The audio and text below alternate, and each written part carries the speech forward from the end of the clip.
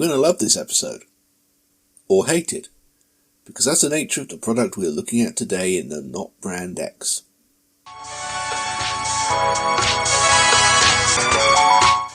Marmite. Oh, so very, very British that we usually need to explain it to foreigners. Except Australians, who bastardised it into something similar but which made no sense whatsoever, and then used it as the basis for an entire way of life. I admire that as a sort of exercise in absurdist self-satire. But no, notwithstanding the Vegemite corollary, Marmite is considered a very British thing, which is ironic considering its European origins. For a start, it's named for the French word for cooking pot, Marmite, as used by Panoramix the Druid for brewing La Potion Magique. But the product itself is actually German, invented by the chemist Justus von Liebig, as an exercise in waste not want not from the residues left by the vast German beer brewing industry.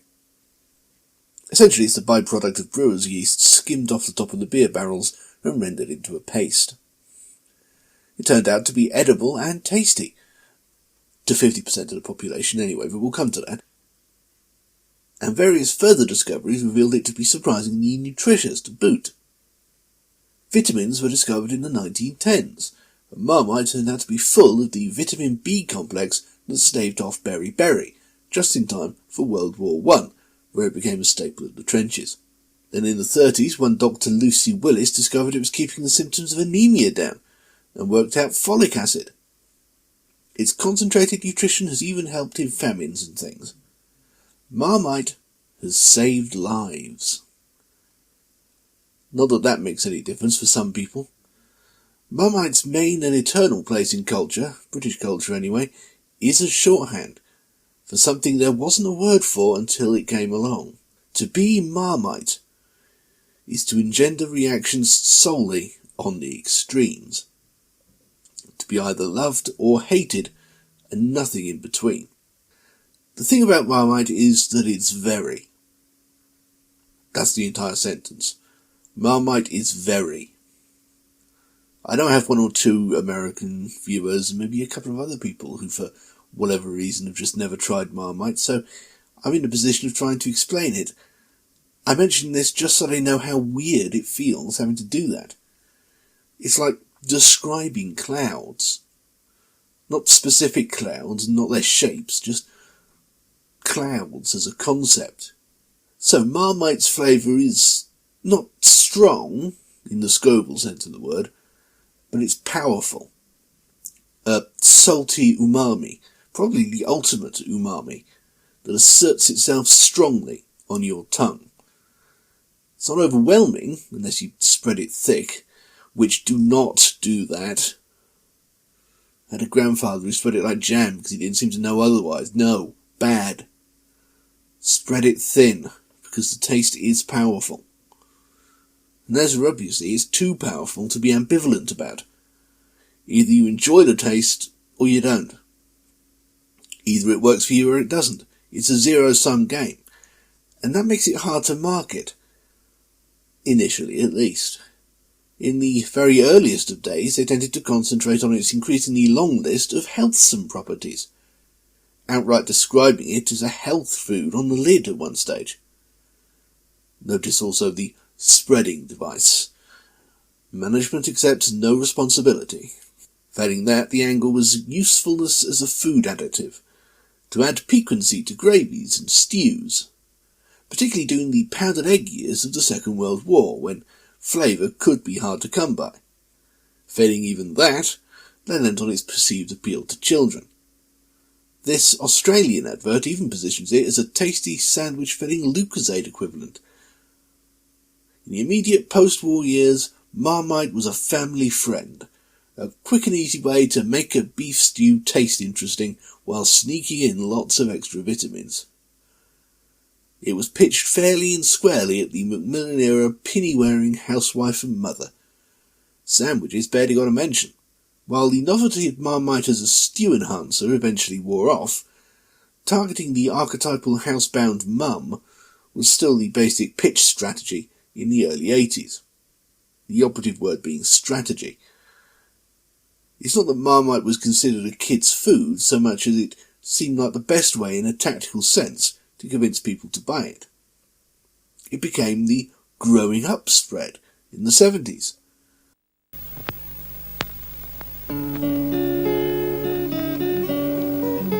We've always been a Marmite family. I grew up on it. I love the taste. And Mum used to say it helped us to thrive. Marmite's specially good for growing children because it's all the concentrated goodness of yeast, the richest natural source of vitamin B. With a delicious, savoury taste you never grow out of. Marmite, the growing up spread. By the 80s, that slogan had been updated, and the adverts themselves were given a twist of nostalgia, so that the adult market wasn't completely alienated. It was the growing up spread you never grew out of. Come on, you two. Hello, Mum. Here's your toast to Marmite. Our Terry and David have loved Marmite since they were little. It's the concentrated, savoury goodness of yeast, the richest natural source of vitamin B. And it's still their favourite. Oh, had enough already then? I have, Dad, but Terry says can he have some more? Marmite, the growing up spread you never grow out of. After 3 decades of love or hate, it's actually quite strange seeing it pitched so straightforwardly. No talk of stews and gravies now. Marmite now has its permanent association with sandwiches and toast, and particularly as the brown uniform for egg-dipping soldiers. All very cosy and quintessentially British, but not very exciting. Not that Marmite is a fantastic roller coaster or anything, but it was a danger of the product falling into some kind of mumsy vortex, losing all credibility and narrowing the market down to the kind of people who only use the word preserves, even when describing the most bog-standard jam. Its image, in short, needed modernising, although of course not to the point of changing the packaging, which by now had become iconic. So in 1987, the advertising company Ogilvy Mather came up with a curt, utilitarian but colloquial pun on the name, which was short, snappy and memorable, to the point that it could even be printed in huge letters on roadside billboards. And then for some reason they went with a sort of territorial army theme for the TV advertising.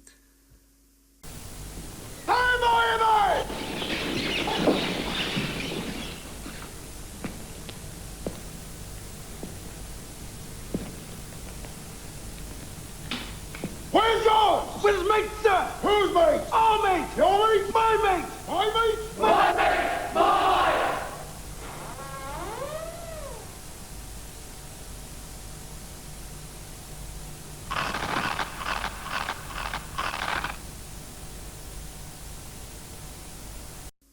I guess soldiering was where their minds went after the word mate. Or possibly they went from my mate to the idea of a chant, and from there to the military imagery. Either way, it doesn't make for the most upbeat image in the world, particularly this one with the hobby soldiers marching on a desolate moor and dreaming of tasty toast back at the barracks. 1, 2, 1, 2. Move those feet, we're nearly there. 10 more miles and we don't care. Feeling great and that's no lie. I'm so hungry I could die. Let's get back to my mate. Whose mate? Your mate. My mate. Marmite. Marmite. Want some? Want some? Feed me. Feed me. Good stuff. Good stuff. My mate. Marmite.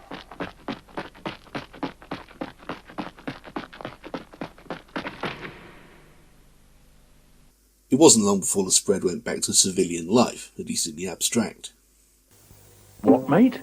Your mate? That mate. Whose mate? Their mate. His mate. Her mate. My mate.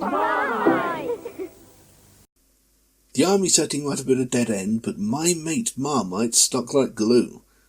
Or like Marmite to unwitting fingers. Even now it's probably the slogan most associated with it, if we take you either love it or hate it as a statement of fact. And it stuck around officially for several years. It helped that it was simple enough to adapt from multiple angles. Here's one from 1991, for instance, that uses the mate concept to recapitulate the whole health food notion, albeit rather more vaguely than in the more laissez-faire 50s.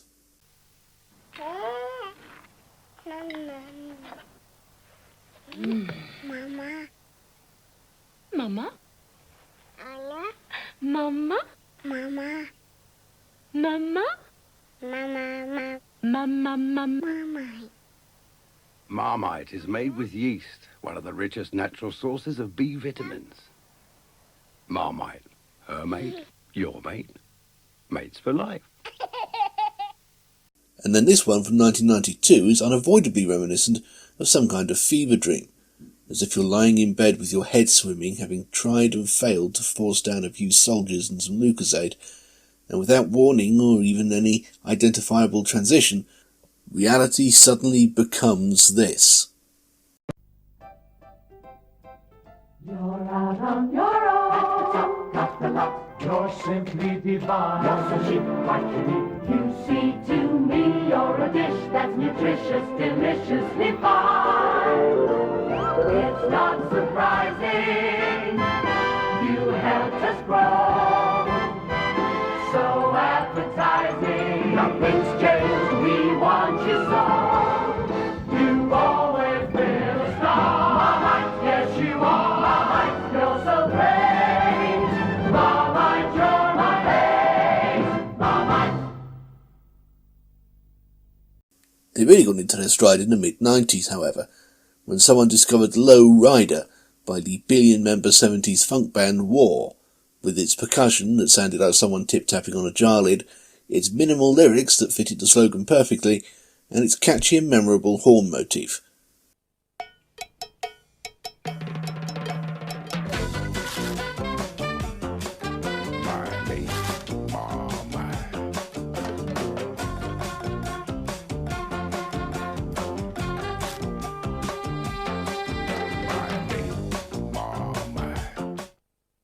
That essentially became Marmite's theme tune for the next decade or so. It's arguably still most associated with the stuff today.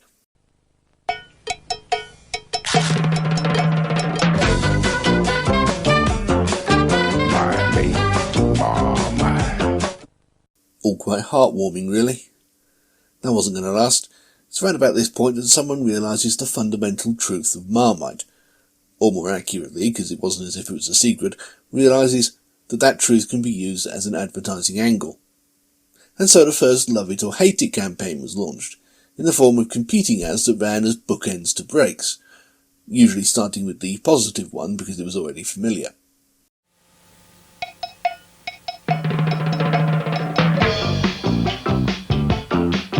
My mate, Marmite. My mate, Marmite.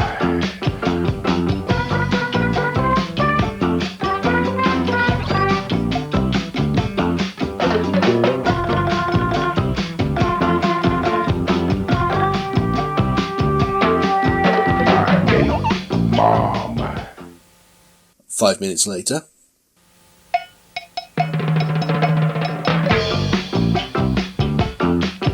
I hate Marmite. I hate Marmite.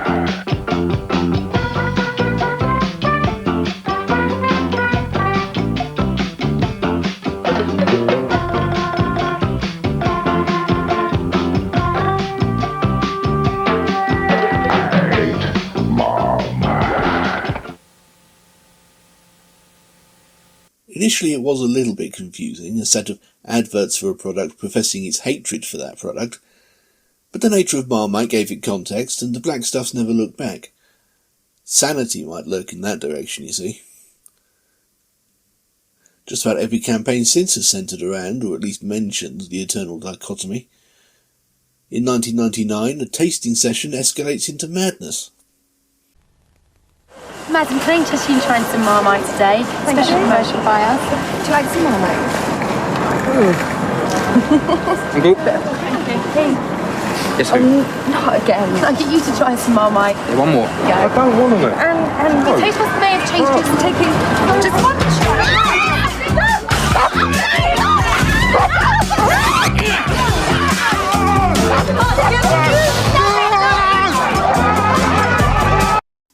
In the early '80s, there was a whole series of scenarios where people would seemingly rather starve than allow Marmite to pass their lips.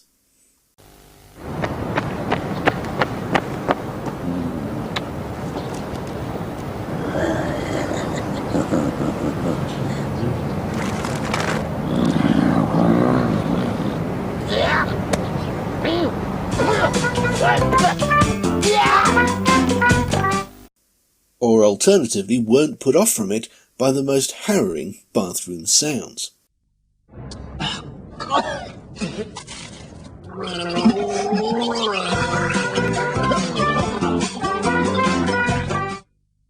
The stuff celebrated its centennial in 2002, enabling them to add a historical twist to what had now become the standard. Ladies and gentlemen, why have you all come here? To be delighted or disgusted? Behold.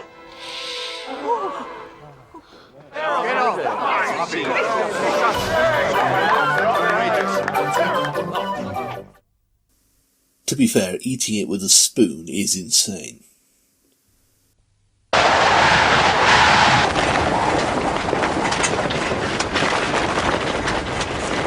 Still closing in. You just have to stay put.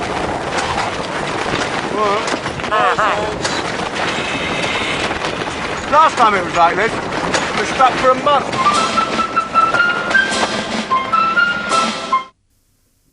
Note the suitably rearranged version of the lowrider riff.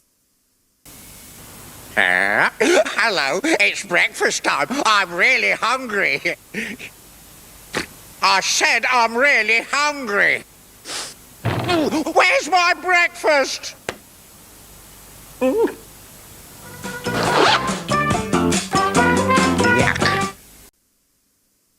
Alright, Zippy's not historic, but he is nostalgic, so it counts. After this point, the adverts really start to lose their mind. Which isn't just a Marmite thing, it's true of all television advertising throughout this century. New visual effects technology combines with just one twist of irony too many, which sees form and meaning blown apart forever.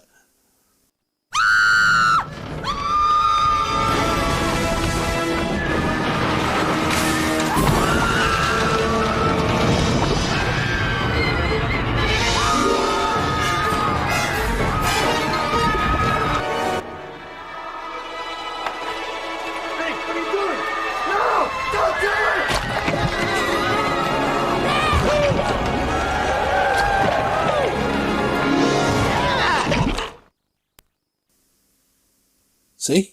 Just because you can create a big blob of Marmite doesn't mean you should. One island of sanity was provided, impossibly, by Paddington Bear, who was hired to promote the new squeezy bottle variety. Don't worry, he doesn't forswear his marmalade sandwiches or anything. Paddington, you'll remember from childhood, always keeps a marmalade sandwich for emergencies. I've always had marmalade, thought Paddington. Maybe I ought to try something different.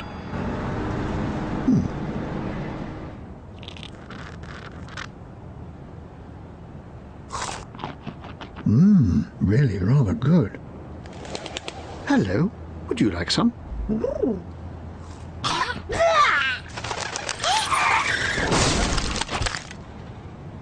Oh dear. I think we'd better get you home. Squeezy Marmite. Sandwiches need never be done. The squeezy bottle didn't catch on, incidentally.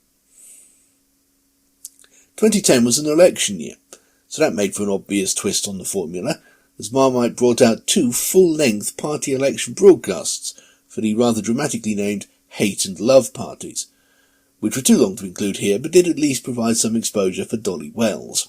Here in Britain, we don't know how lucky we are.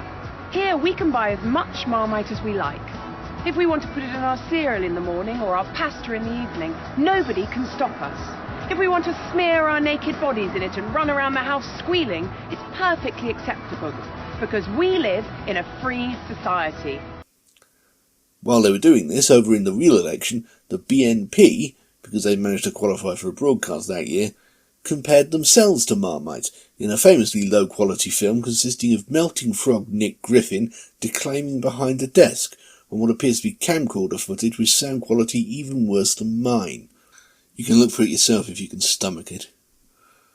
Anyway, Unilever, who owned Marmite by now, were understandably appalled and threatened to sue, and it all ended basically in humiliation for the BNP. But it did give them a format for the Hate Party advert. Hello, I'm Steve Heaving, leader of the Hate Party. I believe children like Billy have been exposed to the horrors of Marmite for long enough.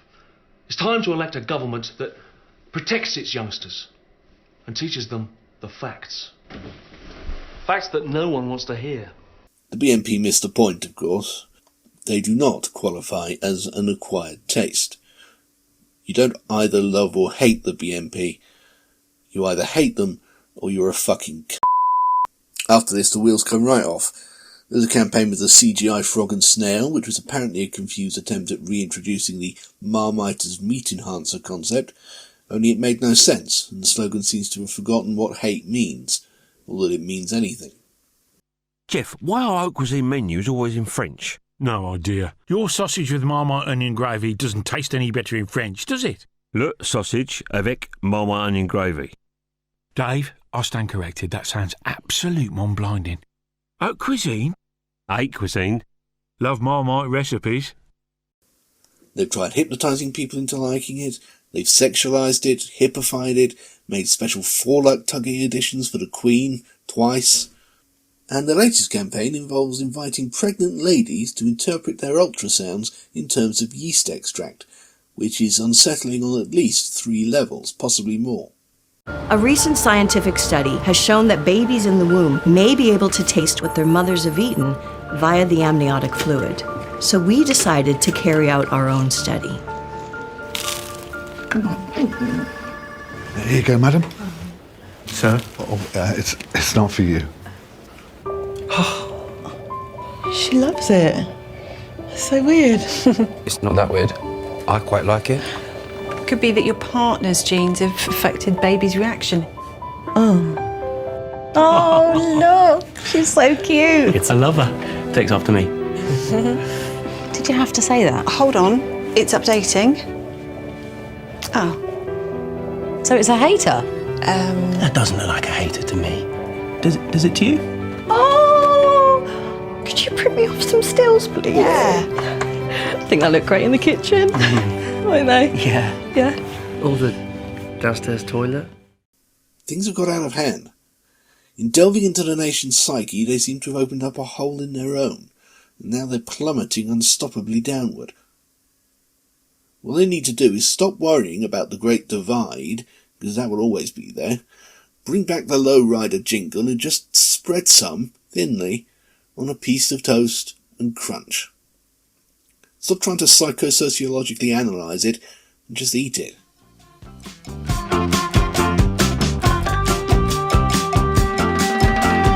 Take a little trip, take a little trip, take a little trip and see.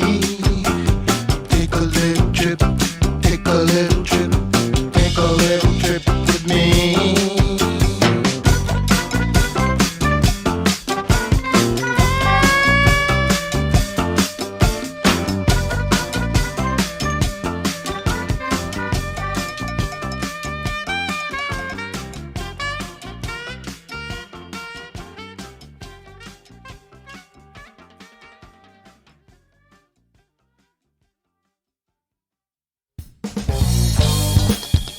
You just sat through a Bob the Fish production. Nice! If you haven't already, you absolutely must check out bobthefish.org.uk. Literally hundreds more videos not unlike that one, adding up to days worth of entertainment and all absolutely free. But if you're not a cold-hearted skinflint, you can always support us on Patreon. For as little as anything at all, you can make programs like the one you just watched possible in the first place, and become eligible for bonus material such as glimpses of the book I'm writing about the BBC, monthly riffings on random commercial breaks, the complete archives of the angry political satire magazine Two Sons, and even the odd very occasional bonus video essay unavailable anywhere else. If nothing else, you should prevent me from starving and or freezing to death in the foreseeable future, so that'd be nice. No pressure or anything. bobthefish.org.uk. You make it what it is.